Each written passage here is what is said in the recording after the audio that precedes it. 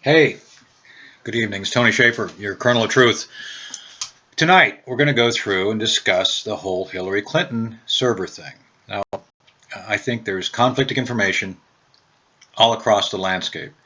State Department says there was never anything classified on the server that was sent or received. And there's a couple reasons why that's just completely false. First, any organization within the government, Army, Navy, Air Force, CIA, DIA, they all have the ability to do what we would call original classifying authority. Within that authority, they get to judge what is classified or unclassified. When that information goes to other agencies, such as State Department, it remains whatever the classification level of the original agency's designation. Therefore, if CI says something is secret, it remains secret even if State Department has it. It's just the way it works. So anytime those rules are violated, the rules are violated by anybody, even if your name is Miss Clinton. So the State Department's continued defense, and I love John Kirby. I consider him kind of a friend. Anytime John says that there's no rules being broken and there's no classified, it's just not true. Okay, so with that out of the way, let's go through some of the other details, which are still kind of, I guess, fuzzy in the mind of the public. And let me try to make this as clear as possible in very clear terms. So what I have here is a nice whiteboard, which is going to kind of walk through the issues and make it clear for everybody to understand. So, I hate to go back to 8th grade, but here we are. So, okay. What we have in the baseline of all of this is the internet. Now, the DoD version, which is also used by State Department, by the way, is called NIPRNet. The NIPRNet is the equivalent of a civilian DoD, the civilian version of the internet. You can send anything you want, pretty much. Anything from, a recipe for spaghetti to issues relating to military history. It's just unclassified. It just doesn't, nothing sensitive is supposed to go there. A lot of the times things are encrypted anyway for transmission, just because I don't want people to read it, but it's all unclassified, and it's all equal. So, with that being said, I think if the information on Miss Clinton's server was maintained at that level, I don't think we'd be having this conversation. But that's just not the case. So let's continue with discussion of the DoD systems. Secondly, is something called SIPRNet. SIPRNet is S for secret. This is the secret level wide area network the DoD maintains. There's different elements of it. There's different categorizations of it. There's little virtual private networks within it, but just remember it's secret level network. And note here, I've drawn in these little red lines. That is to symbolize air gap. There is no physical connectivity or electronic connectivity between NIPR and SIPR. So that's important to remember. It's air gapped. No relationship. You cannot send a NIPR message, something unclassified, to a SIPR computer, nor the other way around.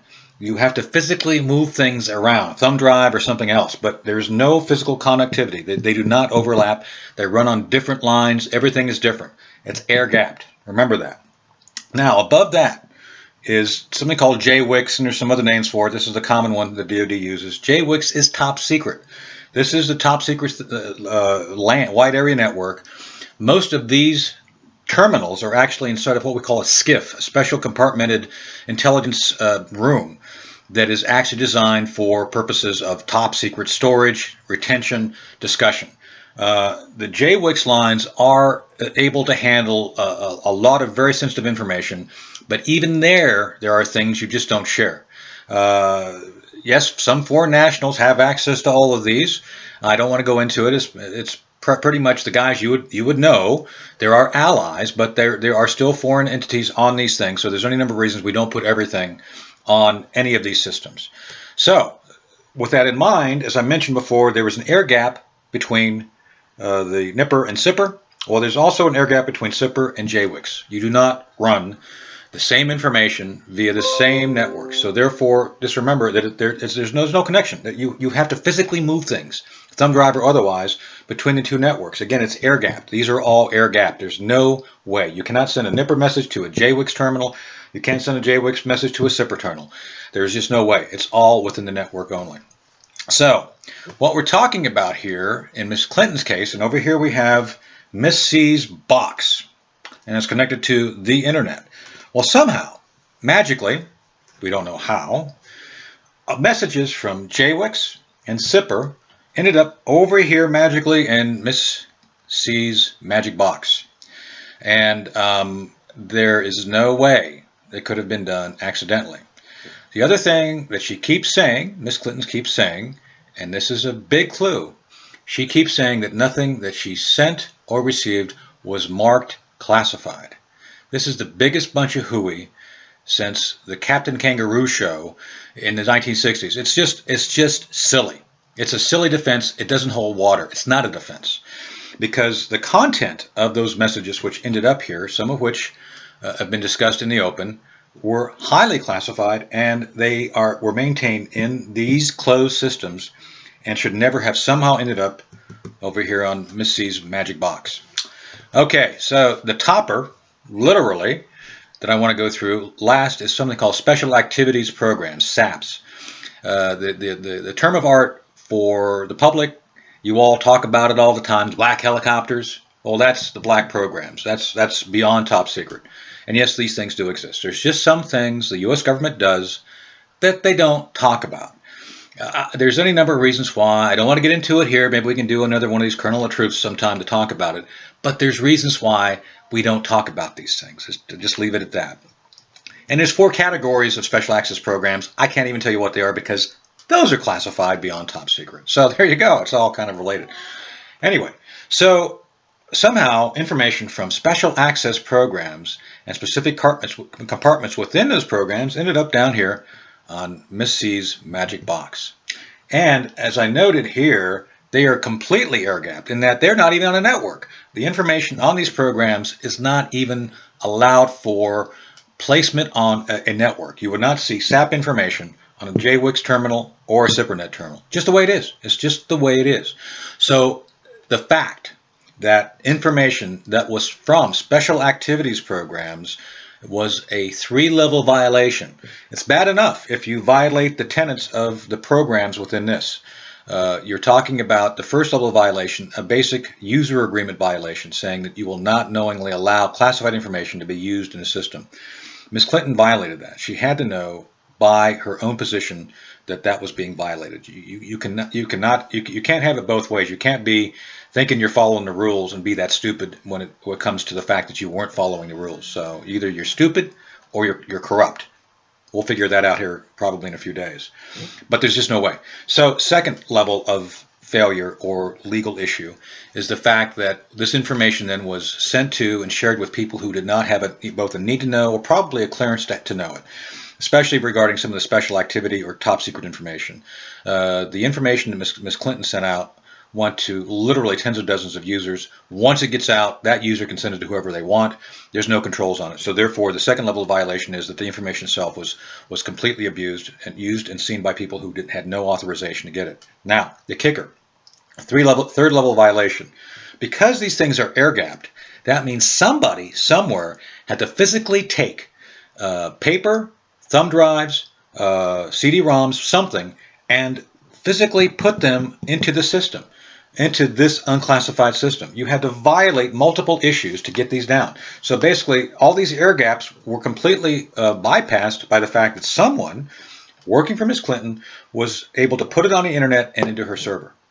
Now, when you look at this right here, one of the notable things is of Ms. Clinton is that for special activities programs, the ones we're talking about, only Ms. Clinton could authorize any subordinates to have access. Now, the reason I know this is because I ran a similar program for the Army. One of the programs which she said to have violated, I was the Army control officer at some point in time. Just suffice to say that it was during the 90s.